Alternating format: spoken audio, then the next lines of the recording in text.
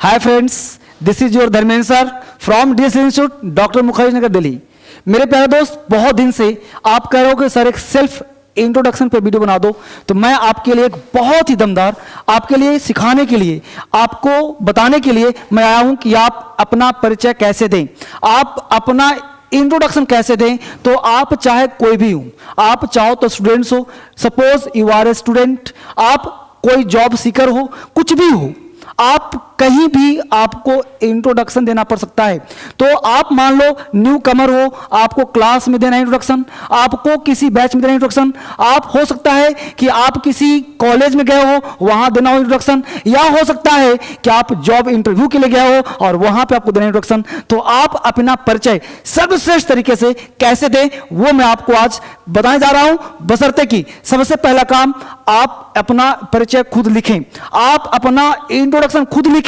मैं आपको आज हेल्प कर रहा हूं, आपकी मदद कर रहा हूं आपके अपने इंट्रोडक्शन लिखने में। तो चलिए देखते हैं यहां पे कि हाउ टू इंट्रोड्यूस योरसेल्फ, अपना परिचय कैसे दें। तो पहला पॉइंट्स पे ध्यान देना कि सबसे पहले हम लोग एंटर करते हैं, फिर ग्रीटिंग्स करते हैं, फिर अपना नाम बताते हैं, फिर प्लेस, फिर क्वालिफिकेशन, फिर फैमिली के बारे में, फिर स्किल्स एंड एक्सपीरियंस के बारे में, फिर आपका कोई स्ट्रेंथ होगा, फिर लाइफ एम होगा, हॉबी होगा, और फिर लास्ट में हम लोग एंड करेंगे।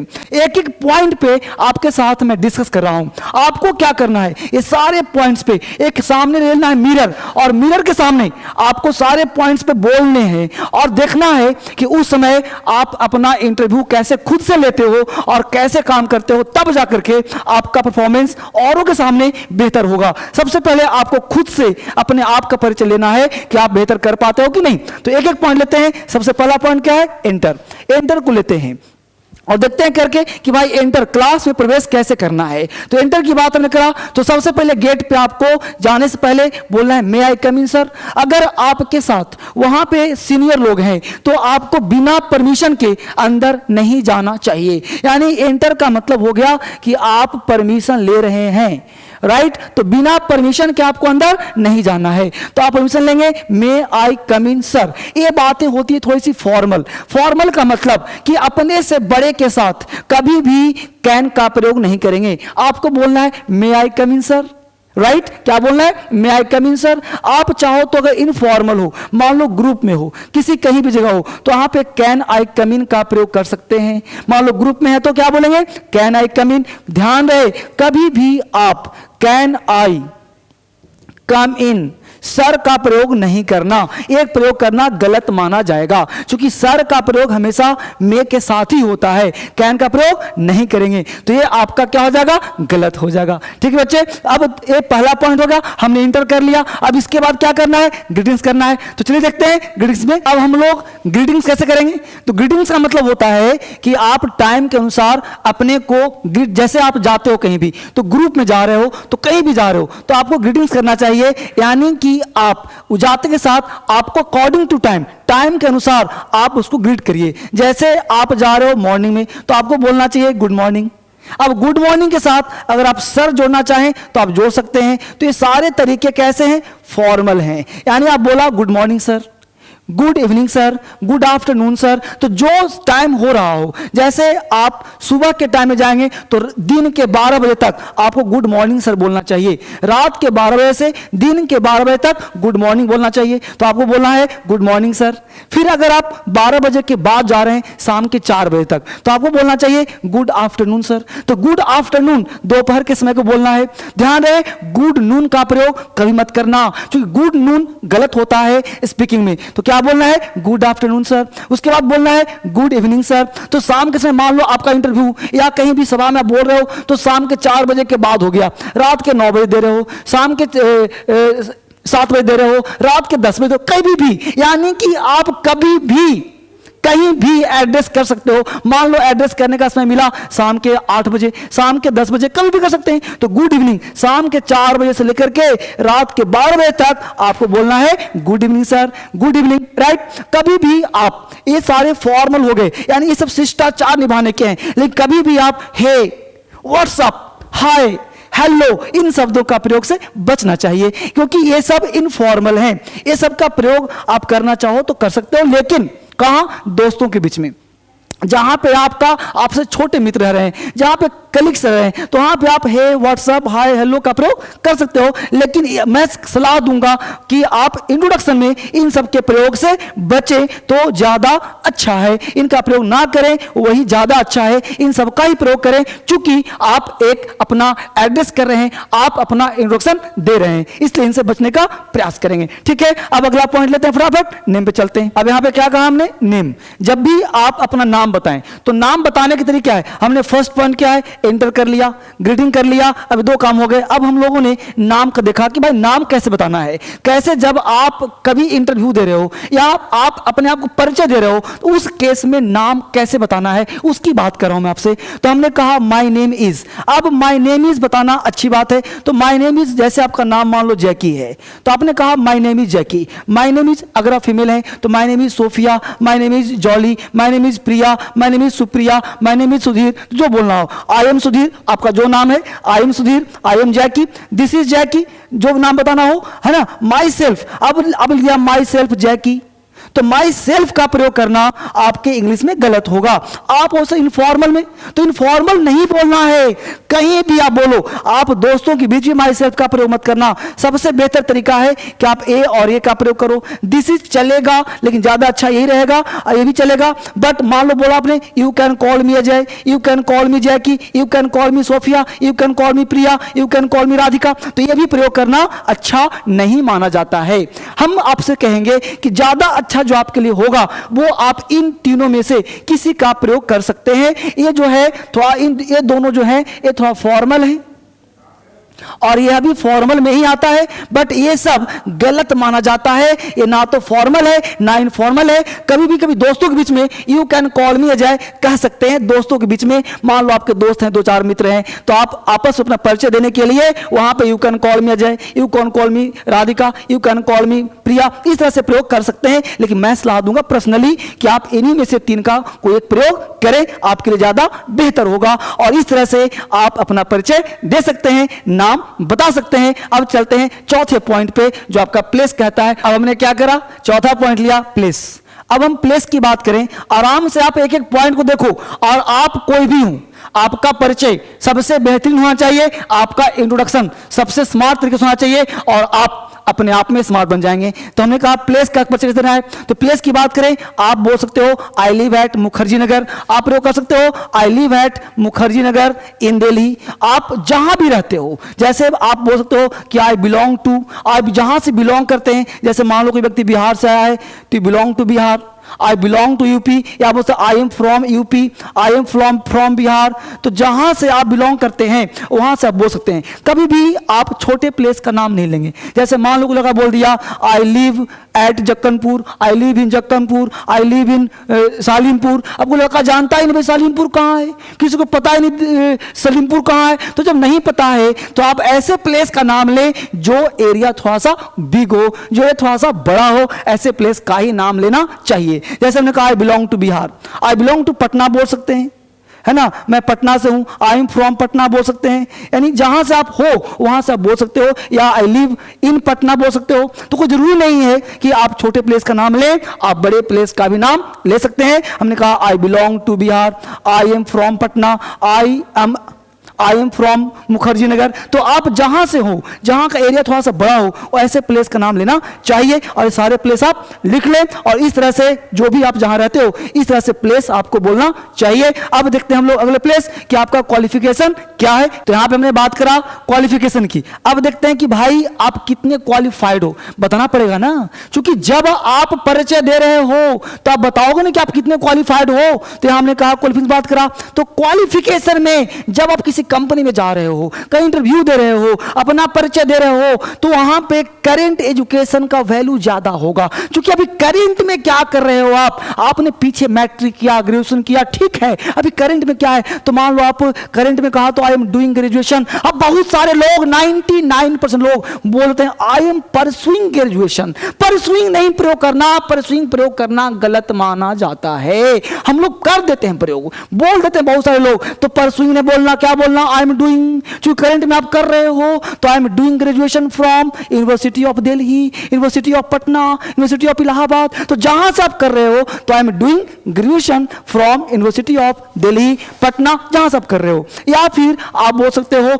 आई डिड, क्योंकि कर चुके आप, अभी नहीं कर रहे हो। आई डिड बीटेक, हमने बीटेक किया है इन computer science from Delhi, from Patna, from जहां से किया आपने, डॉट डॉट डॉट डॉट, जहां से मर्जी वहां से लिख दो। आप तैयार करो, मैं ये नहीं कह रहा, मैं आपको हेल्प कर रहा हूं। आप खुद से लिखो और मिरर के सामने खड़े हो जाओ और अपना परिचय खुद दो। इससे होगा क्या कि आपका इंट्रोडक्शन खुद का तैयार होगा और सबसे बेहतरीन तैयार होगा। हमने कहा I completed my 12th from XYZ board, जो भी आपका बोर्ड का नाम है। आई कंप्लीटेड माई 12th, है ना, फ्रॉम XYZ बोर्ड, जो बोर्ड का नाम हो। या फिर अगर आप BSc में पढ़ रहे हो तो बोलोगे I am in BSc second year, फिर डॉट डॉट डॉट कर दिया। मान लो किसी भी चीज में, इसमें कोई भी पॉइंट बोलने का मन करे, आप एक पॉइंट कर लो। आप हो सकता है ISc में हो, आप हो सकता है IA में हो, BA में हो, जो भी आपका है। इस तरह से आपको मैं हेल्प कर रहा हूं, आपको स्मार्ट बना रहा हूं, ताकि आप बेहतर तरीके से बोल सकते हैं, तरीके से कर सकते हैं, और मुझे भरोसा आप कर लोगे। और इस तरह से हमने क्या किया, क्वालिफिकेशन। अब देखते हैं अगला पॉइंट कि आखिर फैमिली के बारे में कितना बोलना चाहिए। अब हमने क्या करा, छठे पॉइंट को लिया फैमिली। अब यहां फैमिली के बारे में बातचीत करना है कि भाई फैमिली क्या है, फैमिली बैकग्राउंड। आप चाहो तो फैमिली को आप जॉब इंटरव्यू, मान लो आप जॉब इंटरव्यू दे रहे हो तो फैमिली को स्किप कर सकते हो। कोई जरूरी नहीं कि फैमिली के बारे में बताया ही जाए, क्योंकि आपका इंटरव्यू है, आपके फैमिली का नहीं है। लेकिन अगर आप किसी ग्रुप में बोल रहे हो, दोस्तों के बीच में बोल रहे हो, तो फैमिली बताना चाहते हो कि जिससे आपका इंप्रेशन पड़े, तो बोलना चाहो तो बोल सकते हो, कोई इशू नहीं है। तो फैमिली के बारे में उतना ज्यादा अलर्ट होने की जरूरत नहीं है। तो हमने कहा as far as my family background is concerned. कुछ पॉइंट को याद कर जाओ, है ना। तो इस पॉइंट को अभी दिमाग में फिट कर लो कि as far as my family background is concerned. जहां तक मेरे फैमिली का सवाल है तो I have 5 members in my family. कोई जरूरत हो कि 5 मेंबर्स होगा, 4 मेंबर्स हो सकता है, 3 हो सकता है, 2 हो सकता है। तो I have 5 members in family, I have 4 members in my family, है ना। I am the eldest one, I am the oldest one. अब यहां एल्डेस्ट की जगह तुम ओल्डेस्ट कह सकते हो, आई एम द एल्डर। तो जो भी आपका उम्र है, आप कोई भी हो, बड़े हो, छोटे हो, कहां का हो, मिडिल हो, कहां भी हो, आप कह सकते हो I am the oldest one, I am the eldest one, है ना। तो हमने कहा आई have 5 members in my family. तो आपके घर में जितने परिवार हो, 5 हो, 4 हो, 3 हो, जितने मेंबर्स हैं आप वहां प्रयोग कर सकते हैं। फिर हमने कहा I am the eldest one, हम उसमें सबसे बड़े हैं, सबसे छोटे हैं, जैसे भी हैं आप अपना प्रयोग कर दिया। फिर हमने कहा कि आपके पिताजी क्या करते हैं भाई, तो हमने कह दिया माय फादर इज अ। अब आपके पिताजी मान लो फार्मर हैं, तो हमने my father is a farmer. हमने कहा my father is a doctor. तो आपके पिताजी जो भी हैं आप यहां पे ऐड कर लो कि my father is a doctor, है ना, my father is an engineer. तो जो आपके पिताजी हैं वहां पे लिख दिया हमने, राइट। फिर कहा माय मदर इज अ। अब आपकी माता क्या है भाई, तो आप my mother is a home maker, home maker. हमने यहां पे कहा my mother is a house wife. तो हाउस वाइफ का प्रयोग आज प्रचलित में नहीं है, इसलिए हाउस वाइफ का प्रयोग करना एडवांस नहीं माना जाता, इसलिए हाउस वाइफ को काट ही देना ज्यादा अच्छा रहेगा। आप होम मेकर का ही प्रयोग करना ज्यादा बढ़िया होगा। मान लो आपकी माता घर नहीं संभालती, टीचर हैं, तो आप लिख दिया my mother is a teacher. बस मेरे बच्चे, तो हमने कहा कि my father is a doctor, my mother is a home maker, my mother is a teacher. तो जो भी हैं आप अपना पर्सनालिटी इंप्रूव कर सकते हैं अपने फैमिली के बारे में बता करके। कोई नेसेसरी नहीं है, आप इसका प्रयोग करना चाहो तो करो, पर्सनालिटी बढ़िया होगा। अगर आप इसको स्किप करना चाहो तो आप बच सकते हो, जैसी मर्जी आपकी, आप प्रयोग कर सकते हो। हमने सारे पॉइंट्स दिए हैं, एक एक पॉइंट्स पे मैं आपको डिस्कस कर रहा हूं, हाईलाइट कर रहा हूं। आप फ्रेश तैयार कर ले, बढ़िया से लिख करके एक एक पोर्शन को तैयार कर ले, ताकि आपका इंट्रोडक्शन सबसे अलग और सबसे बेहतरीन तैयार हो। अब देखते हैं अगले पॉइंट पे, स्किल्स एंड एक्सपीरियंस। हम इसकी बात करेंगे।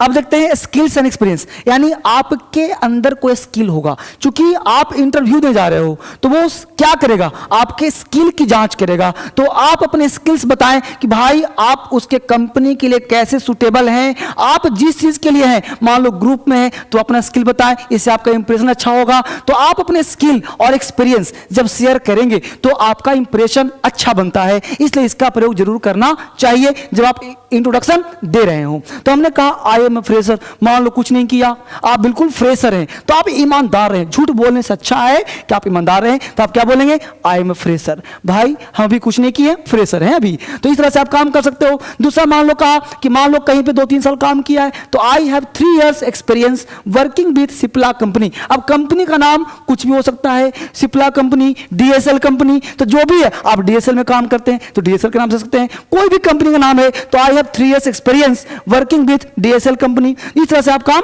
कर सकते हैं। I am quite good in Java computer dot dot dot dot, आप जो भी जोड़ना चाहें तो I am quite good in Java computer, ये आपका एक्सपीरियंस है कि भाई आप इतने साल से काम कर रहे हो। I have done 3 years diploma, आपने डिप्लोमा लिया है, आपका स्किल है। तो इस तरह से आप I am a fresher, I have 3 years experience working with Cipla company, DSL company, है ना, जो भी कंपनी का नाम आप लेना चाहें तो आप ले सकते हैं। इस तरह से I am quite good in Java computer, computer में आप है ना, I have done 3 years diploma. इस तरह से आप अपना रिज्यूमे तैयार कर सकते हैं। आपका एक्सपीरियंस और स्किल्स ये आपके लाइफ के लिए जरूरी होता है और ये इंट्रोडक्शन देने के लिए बहुत इंपॉर्टेंट पार्ट है, इसलिए इस चीज को आप बढ़िया से हाईलाइट करके लिख लेंगे जितना बेहतर हो सकता है। तो हमने कहा कि हमने काम इतने पे कर लिया, अब हमको स्ट्रेंथ दिखाना है, क्योंकि स्ट्रेंथ का मतलब है कि आप अंदर से कितने इंथुसियास्टिक हो, आप अंदर से कितने जोश में हो, वो दिखाता है। क्योंकि आप अपना इंट्रोडक्शन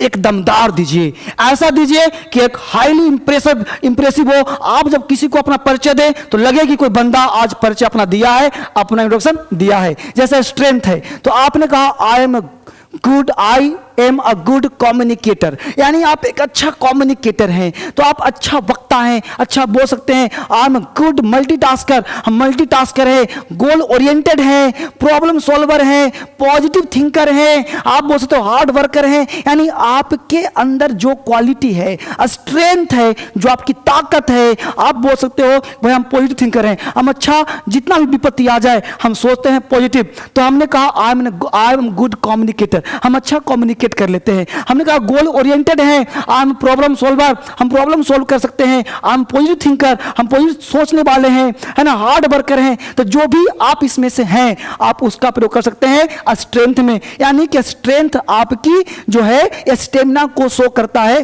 कि आप किस समय क्या। हमेशा देखो जब भी आप अपना परिचय दे रहे हो तो भाई अपनी तारीफ तो करनी पड़ेगी, क्योंकि आपको जानता नहीं है, तो पहले अपनी तारीफ करेंगे तब ना वो मुझे लेगा कि हाँ भाई ये व्यक्ति इतना बोला है। इसलिए अपने मुंह मियां मिठू तो बनना पड़ेगा, अपनी तारीफ तो करनी पड़ेगी, नहीं करेंगे तो कैसे सिलेक्ट करेगा वो। इसलिए अपना इंप्रेशन दिखाने के लिए पहले अपना परिचय, और परिचय का मतलब होता है कि हम अपनी क्वालिटी को उसको बताएं। इसलिए यह आपकी क्वालिटी है और यह चीज आपको बतानी पड़ेगी, राइट। जो आप हैं वो बतानी पड़ेगी, आप इसमें से कौन एक हो सकते हैं, राइट। अब जो अगला पॉइंट होता है वो लाइफ एम होता है। अब लाइफ एम क्या है, यानी द एम ऑफ लाइफ। अब द एम ऑफ लाइफ की बात करें, आपकी गोल की बात करें, हालांकि इसे भी तुम चाहो तो स्किप कर सकते हो, इसे भी तुम चाहो तो हटा सकते हो, इसकी जरूरत खास नहीं है। लेकिन अगर आप दमदार बोलना चाहते हैं, कंपनी में इंटरव्यू मान लो 10 मिनट का चल रहा है, 15 मिनट का चल रहा है, तो इसकी जरूरत पड़ सकती है। लेकिन जैसे मान लेते हैं कि आप ग्रुप में 10 बच्चों के बीच में यानी सभाओं को संबोधित करना चाहते हैं, तो आप अकॉर्डिंग टू सिचुएशन यानी अपने सिचुएशन के आधार पर इसको तैयार कर लें। जैसे मान लो आप कंपनी में जा रहे हैं तो आपने कहा my goal is to get into a reputed and highly admired company like this. यानी जिस कंपनी में आप इंटरव्यू दे रहे हैं उसकी तारीफ हो गई, तो आप उसी कंपनी में काम करने जा रहे हैं तो बोलोगे लाइक दिस, इसी कंपनी के जैसा मैं करना चाहता हूं। आपने कहा मान लो किसी ग्रुप में आप कर रहे हो, तो ग्रुप में आपने कहा तो मान लो आई वांट टू बी, मान लो आप स्टूडेंट हो, विद्यार्थी हो, 10 बच्चों के बीच में ग्रुप कर रहे हो, 100 बच्चों के बीच में बोल रहे हो, कॉलेज में बोल रहे हो, तो आपको बोलना है I want to be an engineer, I want to be an IAS officer. तो जो भी आप बनना चाहते हो, I want to be an IAS officer, है ना। तो आप जो भी बनना चाहते हो, I want to be an IAS officer, I want to be an engineer, तो जो भी आप बनना चाहते हो, the aim of my life is, है ना। The aim of my life is a social worker.